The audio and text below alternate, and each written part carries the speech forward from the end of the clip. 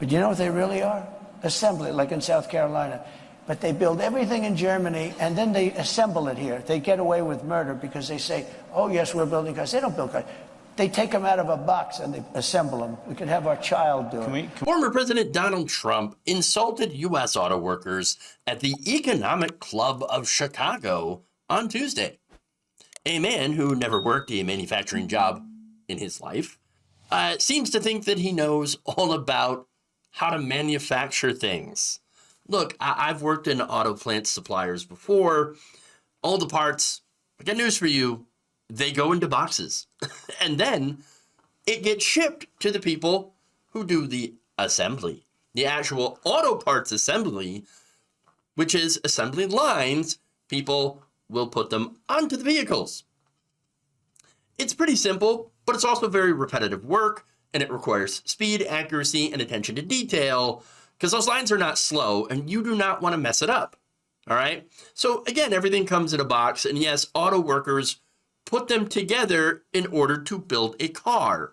Assembling is building a car.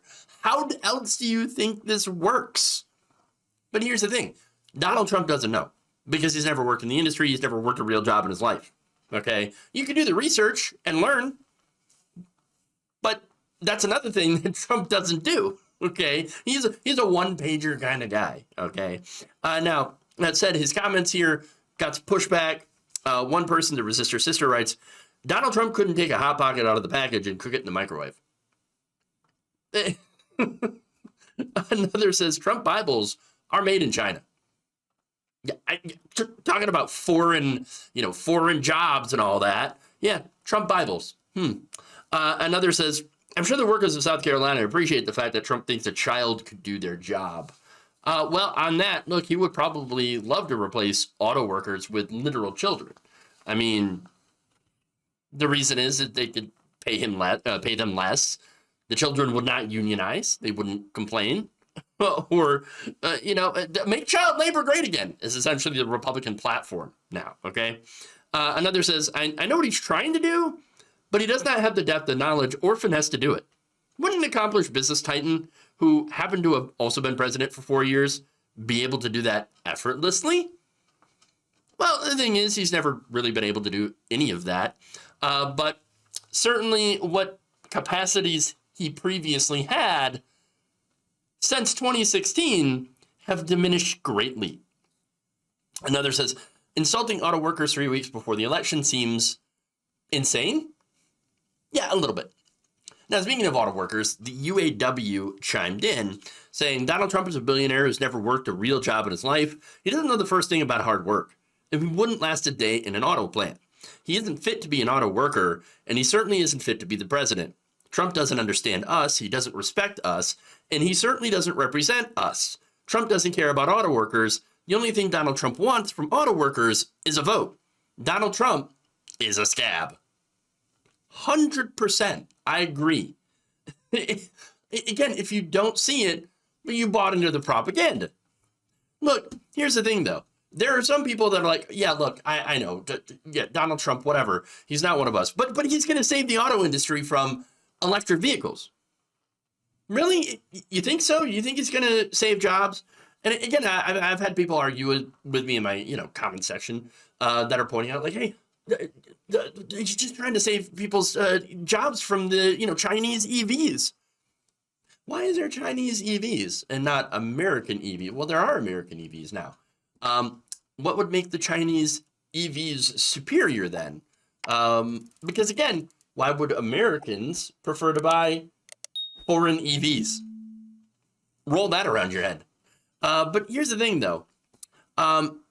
If you're talking about saving jobs and trusting Donald Trump, you might want to ask the people who worked at Carrier how that worked out for them. Again, he made a lot of promises to workers at Carrier, and even gave them breaks and everything to try to save jobs, and didn't quite work out. In fact, Ball State economist Michael Hicks said back in 2020 that Trump's trade battles and other policies haven't actually really done anything to save jobs. With the beginning of the trade war, about midway through 2018 and then up until the start of the pandemic, Indiana had lost about 5,800 factory jobs.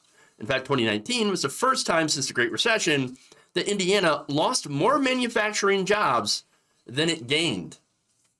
He says Indiana right now is sort of leading the Midwest in its trade adjustment applications. Those are the companies that are saying that they're shipping production overseas. The overall effect of that tends to be the closure of an entire plant. Yes, and it's not just one plant in one state. It's, well, a lot of plants across a lot of states. A lot of jobs lost. In fact, the combined job losses in 2019 and 2020 actually resulted in a net loss of at least 188,000 manufacturing jobs at the end of Trump's presidency. Okay, and some of that, the pandemic, that was before the pandemic fueled recession hit, which resulted in nearly 1.4 million job losses in the manufacturing sector between January and April of 2020. In fact, there is a graph of all the manufacturing employment that had happened. You see the giant crater there, after 2008, but then slowly getting back under President Barack Obama. And then 2016, Trump takes over and it goes up. And that's undeniable. That's real, right? And then it gets to a point where you had the pandemic, crater, absolute crater. And then, of course, it starts going back up. Biden takes over and it goes back up quite a bit before evening out. And look, there's reasons for this, right? Obviously, Biden and most Democrats are actually better stewards of the economy than Republicans are. They're just better at creating jobs, okay?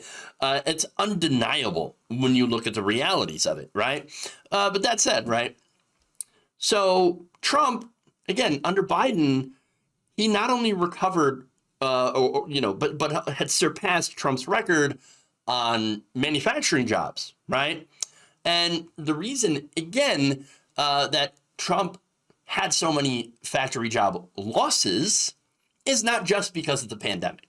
Okay, I'm not pinning that all on him, but there were provisions, for example, in his tax cut bill, the Tax Cuts and Jobs Act, that literally increased outsourcing. So it incentivized companies to ship jobs, manufacturing jobs, overseas. So this idea that Donald Trump is going to save the auto industry, save auto jobs, is not backed up by any credible evidence. So why would you believe him when he is a liar and a con man, and someone who, when he actually gives you his honest thoughts about working people, hates them, hates auto workers, talks about how he wants to bust unions, fire people who want to unionize, and apparently replace you with literal children. Our choice is pretty clear. Thank you for watching. If you enjoyed this video, please like, share, subscribe, hit the bell icon in order to get notified whenever a new video is released. And if you want to support independent, progressive media through this difficult time where it seems like everybody is shutting down, you can become a member on our YouTube page, you can become a subscriber on Facebook, or you can go to my Patreon. It's patreon.com/Jeff Waldorf. Thank you.